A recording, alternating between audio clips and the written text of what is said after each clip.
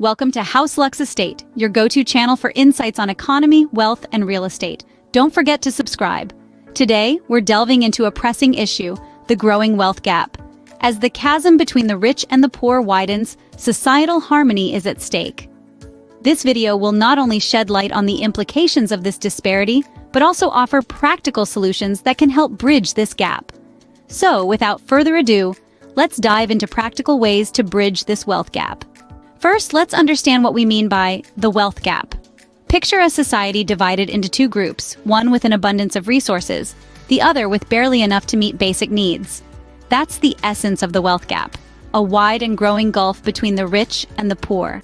The causes of this gap are many and complex. It's like a tree with roots reaching deep into the soil of our society. One root is income inequality, where a small segment of the population earns disproportionately higher wages. Another root is wealth inheritance, where wealth is passed down from generation to generation, creating a cycle that's difficult to break.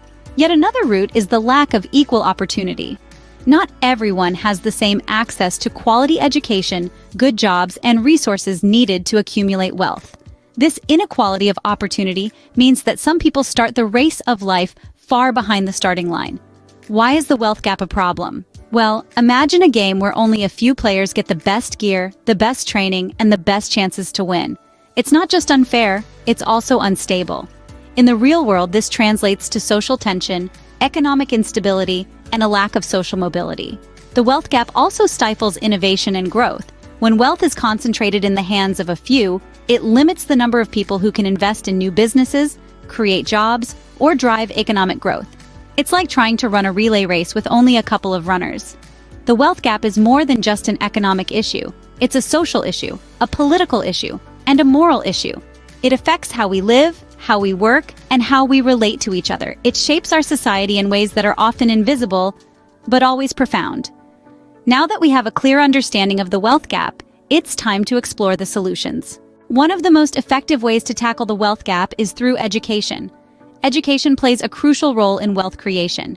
It equips individuals with the knowledge and skills necessary to secure gainful employment and build sustainable livelihoods. But beyond this, education, particularly financial literacy, can empower people to make informed decisions about their money.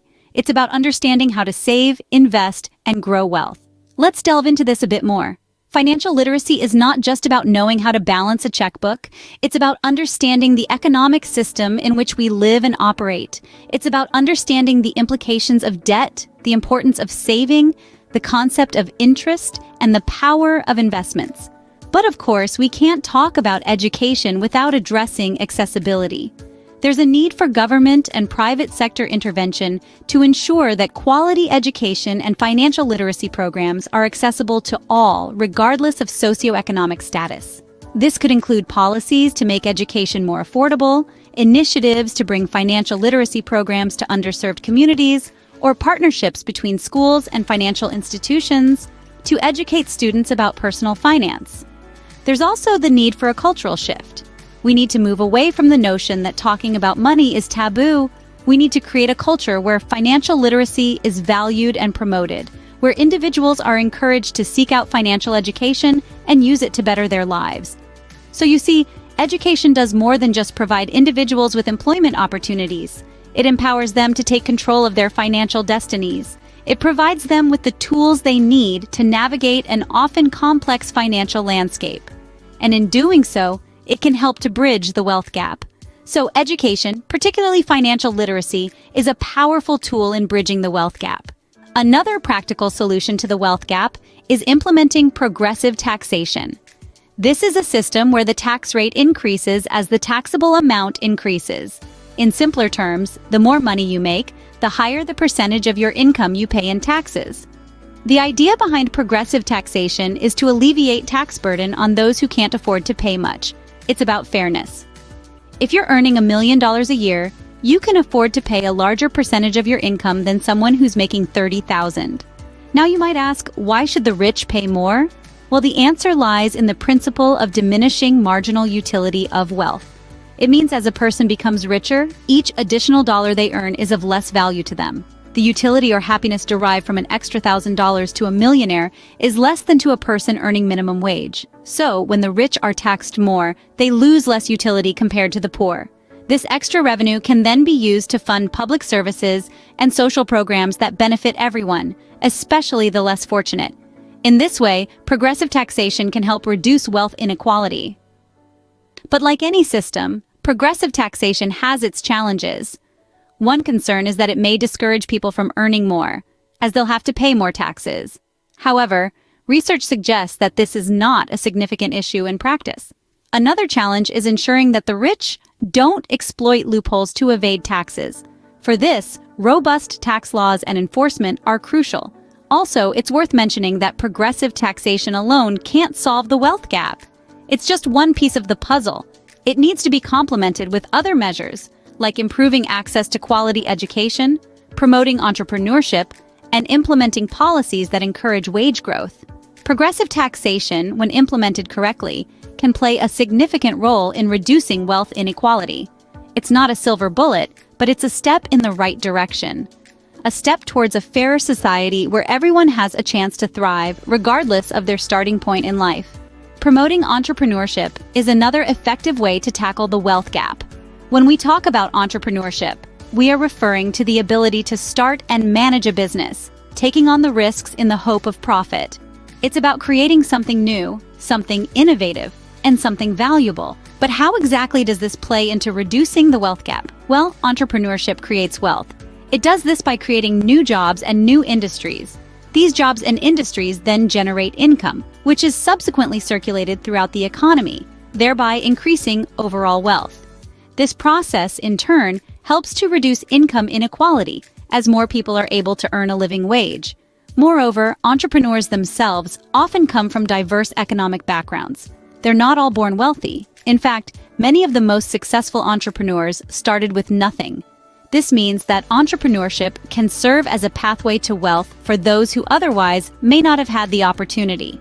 So, how can we promote entrepreneurship? It's a two-pronged approach, involving both the government and the private sector. On the government side, policies can be implemented to encourage entrepreneurship.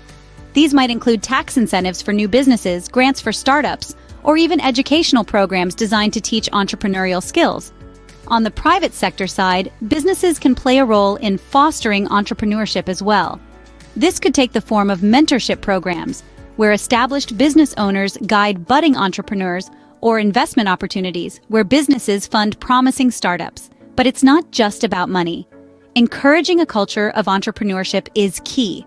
This means fostering an environment where creativity, innovation, and risk-taking are celebrated rather than discouraged. It means providing resources and support for those who want to start their own businesses and recognizing the value that these businesses bring to the economy. In the end, promoting entrepreneurship isn't just about creating more businesses. It's about creating opportunities. It's about giving people the tools they need to build their own wealth, thereby reducing the wealth gap. Entrepreneurship, therefore, can be a game changer in addressing wealth disparity. So there you have it, 3 practical solutions to tackle the wealth gap.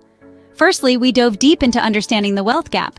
We dissected the factors contributing to this divide and how it's not merely about money, but a systemic issue that is deeply rooted in our society. It's a problem that's been growing for decades, and understanding it is the first step towards addressing it. Then we explored the role of education. We discussed how providing quality education to everyone, regardless of their financial standing, can be a powerful tool in narrowing the wealth gap. By equipping the younger generation with the necessary skills and knowledge, we can empower them to break the cycle of poverty and create better futures for themselves. Our third point of discussion was progressive taxation. We looked at how a tax system that requires the rich to pay a higher percentage of their income can work towards distributing wealth more equally.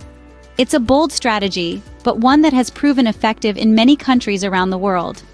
Lastly, we focused on promoting entrepreneurship. Encouraging and supporting individuals to start their own businesses can spur economic growth and provide opportunities for wealth creation. It's about fostering an environment where everyone has a fair shot at success. Thank you for tuning in to House Lux Estate. Don't forget to subscribe for more insights on wealth and economy. Together, we can bridge the wealth gap.